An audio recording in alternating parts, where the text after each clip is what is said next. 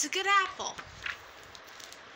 He shared his toys with the other apples, helped Granny Smith pick up after art class, and loved to dive fiercely into the watering hole. On a sunny day, Mac could bob for hours. On cloudy days, Mac would search for a perfect pillow of green grass and take a long nap. In his dreams, it was always sunny, but one day, as Mac lay sleeping, it began to rain. Soon all the little creatures in the earth around him poked their heads out to look for higher ground. Some of them found safety under the large toadstools.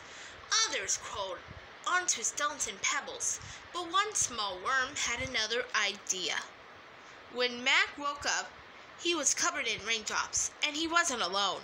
You won't believe the dream I just had.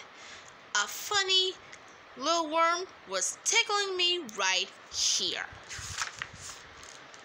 And now I can't seem to get him out of your head. It was you! And that's how Mac met Will.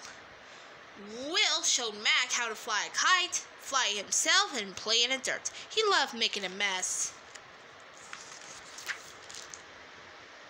Mac took his new friend to the watering hole to clean off. He couldn't remember a better day.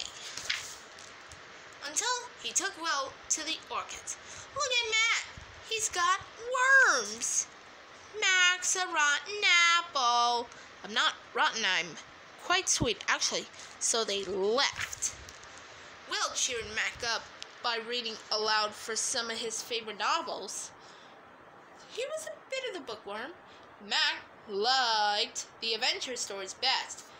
He also liked when Will finished his sentence for him. The most exciting part is when the pirates find treasure in the dirt. But the next day, it happened again. You worms! Haha! It's the bad apple! And no one was an orchid would play with them, not even the crab apples. Bad apple. That night, the two friends sat alone on the grass without saying a word. In the morning, Will was nowhere to be found. You are a good apple. Mac went back to playing with his orchid friends, diving fiercely in the watering hole, and painting in Granny Smith's class. But nothing was the same.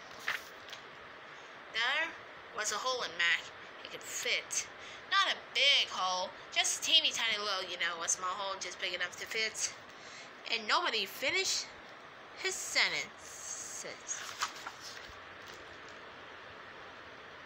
Mac had to find Will. He searched low and high and in between, in the dirt around the watering hole, and just when he had given up all hope, he looked up in the sky.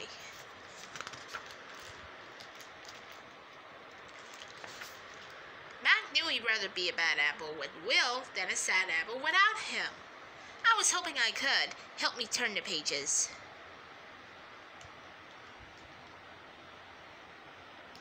How do you know? Because you will always be a good apple in my book. Good and happy, and there's nothing bad about that. The end.